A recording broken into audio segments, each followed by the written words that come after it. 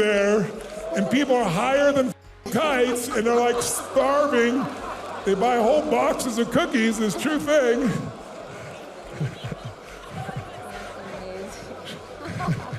She understands her niche, right?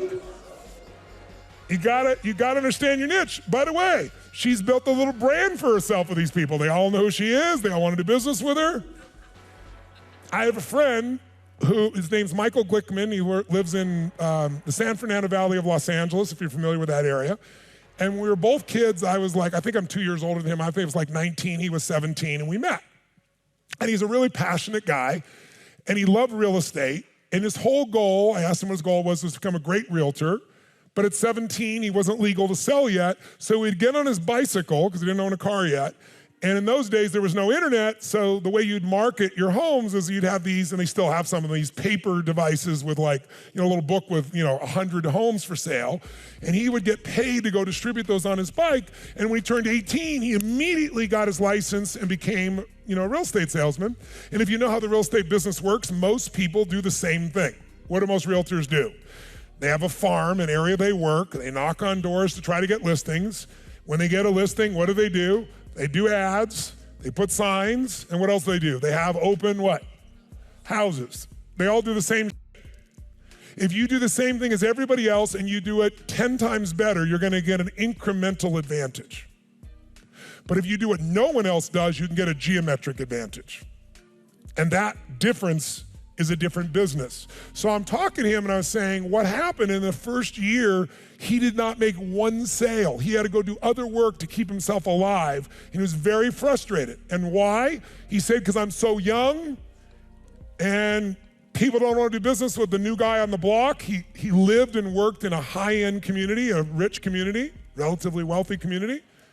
And he's the new kid on the block. So I said to him, what you need is to become a brand. What you need is to become an identity that people want to do business with you. If I said to all of you right now, think of a soft drink, the name of a large soft drink company, the first one that comes to your mind, write it down. Don't say it, write it down. Large soft drink company. And then I want you to immediately write down, think of, what's a large computer company? First one that comes to mind for you. Large computer company, put it down, write it down.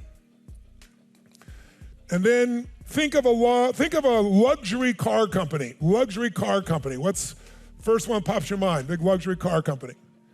And then maybe last one, think of what is a search engine. First one that pops in your mind, search engine.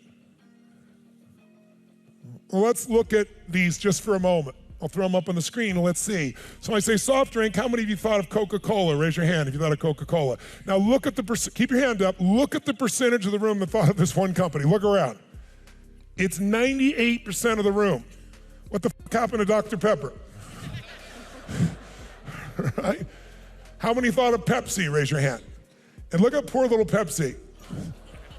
It's not even 3% of the room, 2% of the room. Is that wild? Do you think you have a little advantage that when you say the category of the product that 98% of the room thinks of one company? Computer company, raise your hand if you thought of Apple, raise your hand. Keep your hands up, look at the percentage that thinks of Apple. When we think of any computer company, 98% of the room. Raise your hand if you thought of Dell. Poor Dell, look at Dell. Barely breathing out there still.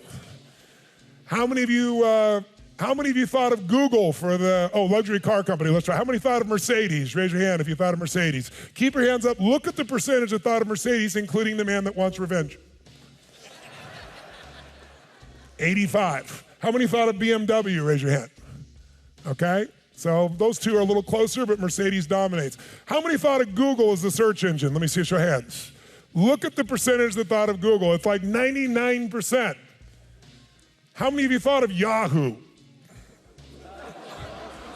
4 Yahoos on drugs, that's who thought of it, right? 4 people. How many thought of Bing? Bing. Who? 2 people thought of Bing. And that's Microsoft, right? How powerful would it be that if when people thought of your category, they thought of you?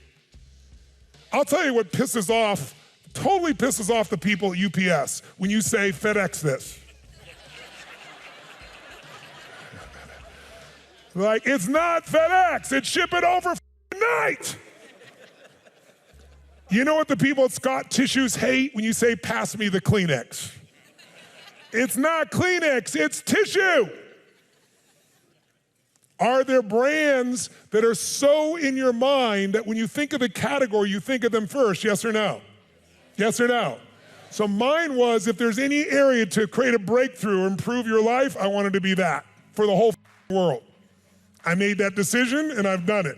I'm most dominant in all those categories. You can be dominant in any category. So I said to my friend Mike, I'm just a kid at the time, I said, we gotta find a way for you to do something that sets you apart from everyone else. And it needs to be different than what you're thinking. And I said, I don't know what it is, but we got to find some way so that people like you, respect you, trust you. And it needs to be not you trying to market because you don't have that kind of money anyway. It needs you to do something that makes you worthy of being branded. And an opportunity showed up. One day, there was a trash strike in Encino, California, which is an upscale community where he had his business. And the trash strike, people thought would last a week, but 4 weeks into it, it looked like no solution in sight. What happens after 4 weeks of trash building up in a wealthy community outside their houses? Tell me what happens. Dogs, cats, rats, gets knocked all over the place. People are used to this pristine community. It's filthy, it smells. What kind of emotional states do people that are wealthy feel when they start seeing their whole community breaking down and there's nobody taking away their trash? You think they're happy or angry? Very angry. So my buddy, funny, it wasn't my idea. He did it on his own. I just said, you got to find the thing, and he figured it out. He called me up. He goes, what do you think if I go and I hire a private service to take all the trash out of my farm? I said, I think that's brilliant. He goes, I'm going to do it and tell everybody I did it. I said, that's the only part I wouldn't do. Don't tell anybody you did it. He goes, why the hell would I do it then? I said, trust me. Just deliver the value. People will find out.